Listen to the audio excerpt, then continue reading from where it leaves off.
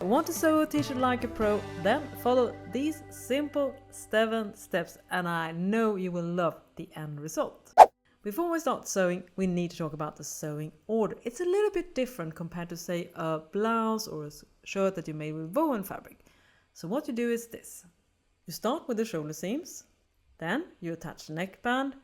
After that, you attach the sleeves, and then you sew the side seam and you finish off with the hem.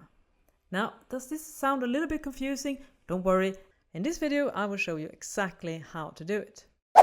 And we also need to figure out which are the best stitches for sewing a t-shirt. For the side seams, if you have a serger, I highly recommend that you either use a 3-thread overlock or a 4-thread overlock. Only have a sewing machine? Don't worry.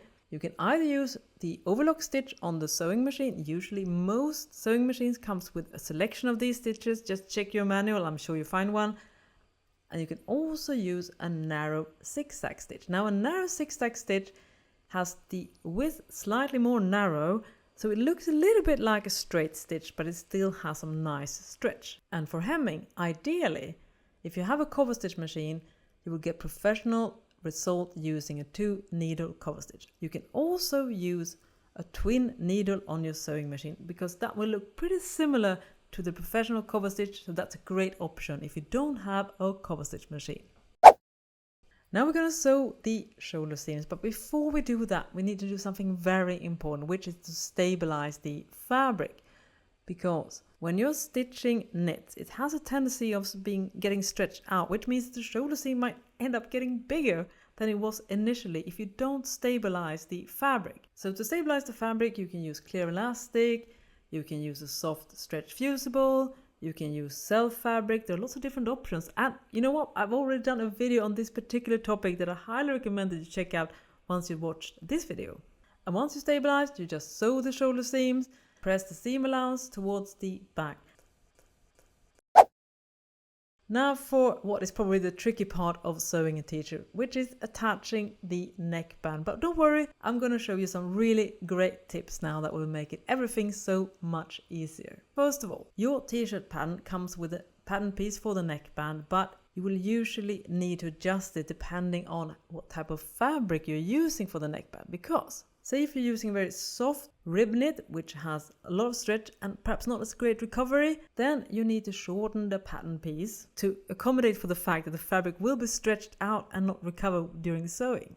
Or if you say using self fabric, such as jersey fabric for the neckband, that doesn't have as much stretch, which means that the pattern piece should be slightly longer, but the pattern piece should always be shorter than the actual neckline. But how much, it will depend on the fabric. I also recommend that you press the cut neckband piece before you sew it together, because it's much easier to press it before the loop is formed, so that's why I always do it first.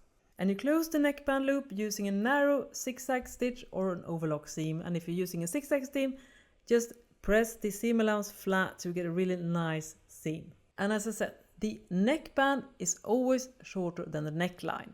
So you need to distribute the length evenly on both the neckband and the neckline. I like to divide the neckband first into equal quarters, and then I like to do the same thing with the neckline. And it's good to mark little notches both on the neckband and the neckline to make sure that you stretch out everything evenly on the neckband.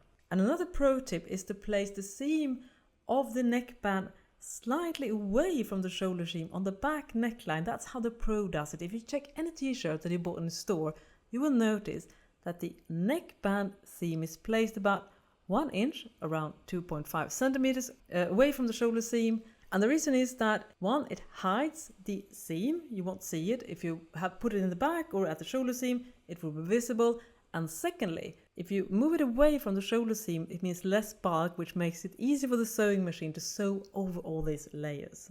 Now, if you are having struggles with distributing the length evenly and understanding the notching process, I highly recommend that you check out our book Fit for Knits, because there we have divided an entire section to how to sew perfect neckband on knit fabrics. There we talk about how to adjust the pattern piece, the best way of marking the notches and distribute the length evenly, the placement of the shoulder seam. All that good stuff is in the book. And so if you're curious about the book, check out the description section of this video. You can learn more about the book. And once we distribute the neckband evenly along the neckline, we're going to sew it with the neckband facing up, and then remember to stretch the neckband as you sew to match the length of the neckline. And once you're done, I do also recommend that you give the neckband and the neckline a little bit of pressing, because if there is some puckering, it will usually be fixed. If you just use a little bit of steam and a little bit of pressing, you can usually fix those tiny issues. So after you attach the neckband, you're going to attach the sleeves, and you do that on the flat, meaning that you don't sew the actual side seam first. Instead, you attach the sleeve open and flat. So you place the cap seam along the armhole, and then you stitch along it, attaching it right sides facing. It's so easy to do this. It's much easier than if you had to try to fit in a circular way. This is the professional way of doing it, and if you haven't already, I highly recommend you switch to this method. And the only thing you need to remember is that you should go careful. I recommend that you have the sleeve piece facing up towards you. Make sure that the notches align, both at the back piece, at the shoulder seam and the front piece, and just slow adjust. You make sure that you stitch evenly along the seam line.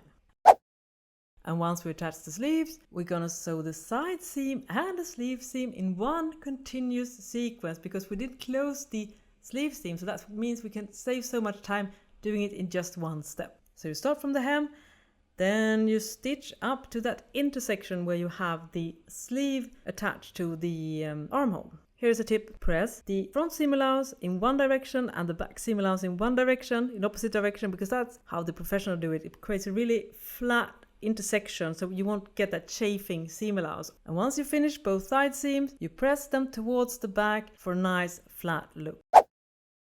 We're going to hem the sleeve and the bodice. And before that, I'm going to give you one more pro tip, and that is to create that really nice flat even hem. You should fold and press the side seam in opposite direction at that fold line to make the hem flatter, because if you have both layers on top of each other, you will get a little bulky edge. So it's much better to press the fold towards the front, and you keep the long seam allowance towards the back. And on the bodice, start on the back piece, because then you will hide the seam a little bit. It should be close but slightly away from the side seam, because you want to start on a flat surface, but it will still be hidden because it's so close to the side seam.